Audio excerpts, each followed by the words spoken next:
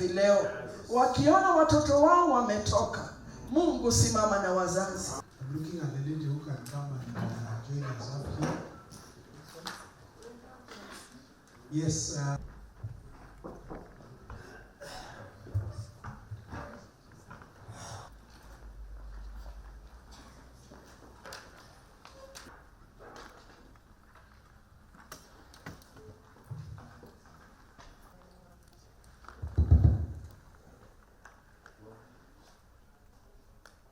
Naitwa Krekidegwa, RFM Radio Limuru.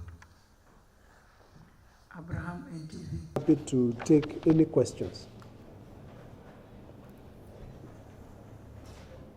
Also, are your member churches offering the same to protesters in different regions? Okay. Good, thank you.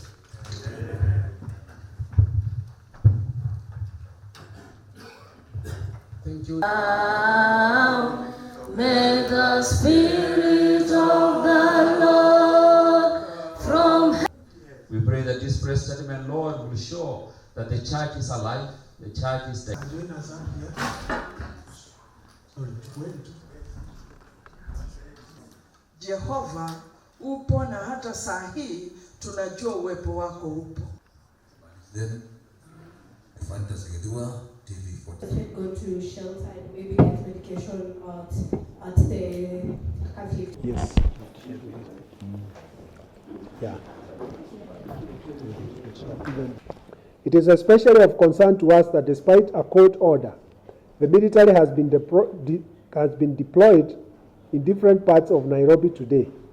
We demand that the government commits to obey the law and allow the Kenyans to peacefully express their aspirations. On our part, we are organizing with our member churches to mark 7 days of mourning to remember and honor the young heroes who have died as they exercise their constitutional right to participate in the demonstrations and the governance of the nation. The days of mourning will commence tomorrow, Friday, June 28, and culminate in memorial services in our churches across the country, all the way up to Sunday, 7/2024. We urge the government, and especially the President and the Minister of Defense, because they are the ones who have done these actions. Kenyans want an assurance that matters to deal with civilians will be dealt with by the Kenya Police Service. And all matters that we know under the Constitution that are to be dealt with by our Kenya Defense Forces then are given to them. And this is our call, and we urge all actors in the country to keep talking about this. We have a major concern because we know that our region, the Horn of Africa, has suffered a lot under security situations where the military comes out and does civilian affairs. Our statement to the Kenyans is that we stand with you in this period that we are feeling oppressed by overtaxation.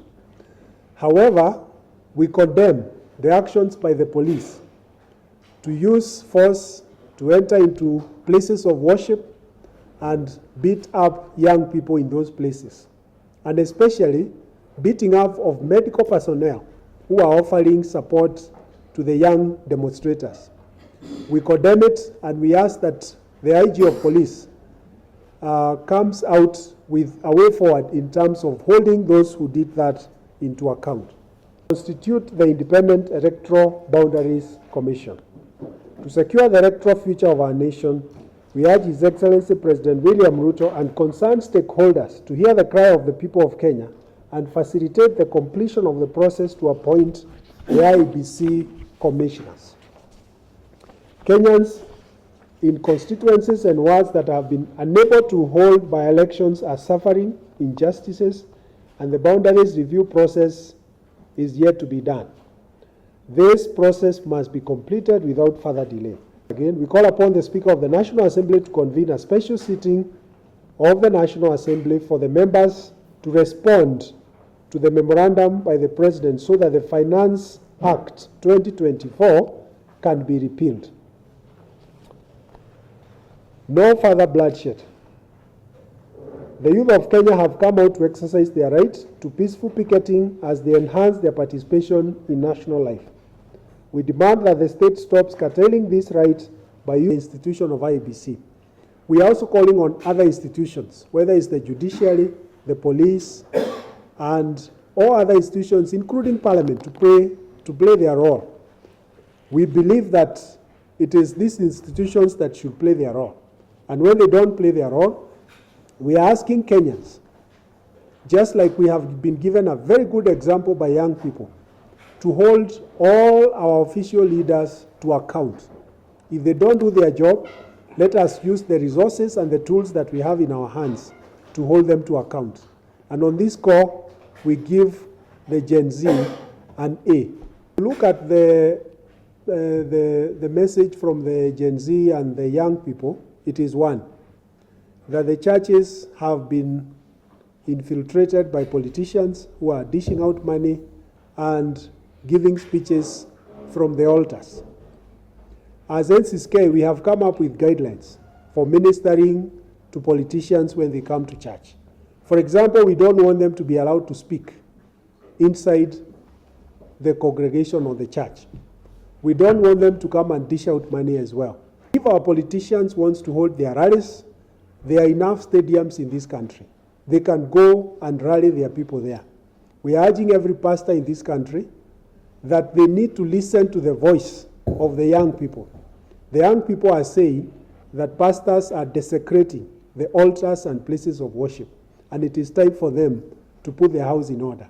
I think the message is clear, and as NCCK, we received that message from the young people. Use of police and the military.